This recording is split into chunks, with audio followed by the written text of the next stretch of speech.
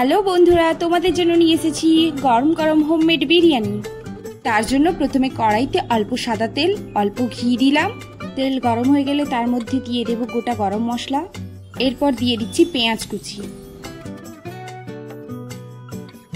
পেঁয়াজটা একটু ভাজা ভাজা হয়ে গেলে রসুন বাটা, আদা বাটা দিয়ে দেব।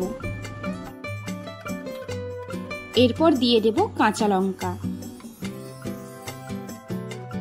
এরপর পরিমাণ মতো হলুদ গুঁড়ো, লঙ্কা গুঁড়ো দিয়ে মশলাটিকে ভালোভাবে কষিয়ে নেব।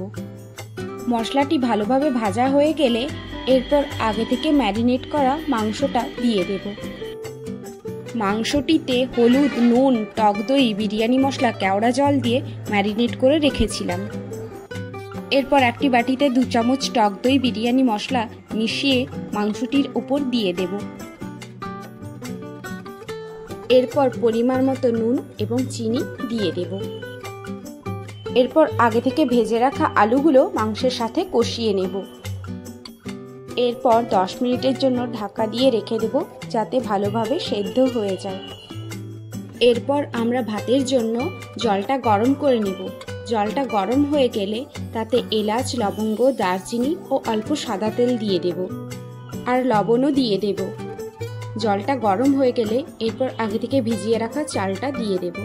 ভাতটা 80% হয়ে গেলে আমরা নামিয়ে নেব। এবার বিরিয়ানি লেয়ারিং এর পালা। এরপর বিরিয়ানির হাঁড়িতে ঘি দিয়ে চারপাশটা বুলিয়ে তেজপাতার লেয়ারিং করে নিলাম। এরপরে দিয়ে দিলাম আলু ও কিছুটা পরিমাণ মশলা। তার উপরে দিয়ে দেব ভাতের একটা লেয়ার। তারপর বিরিয়ানি মশলা দিয়ে দিলাম। এরপর একের পর এক মাংসগুলোকে সাজিয়ে নেব। মাংসের সাথে সাথে কারিগুলোও দিয়ে দেব। এরপর আবারও একটা ভাতের লেয়ার দিয়ে দিলাম।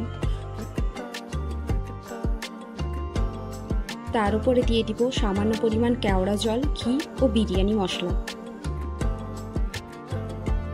এরপর আগে থেকে ভেজে রাখা বেরেস্তাগুলো দিয়ে তারপর ডিম দিয়ে দিলাম। বিরিয়ানির লেয়ারিং কমপ্লিট হয়ে গেল। এবার আমরা অ্যালুমিনিয়াম ফয়েল দিয়ে ঢাকিয়ে দেব। এরপর 10 মিনিটের জন্য দমে বসিয়ে দেব।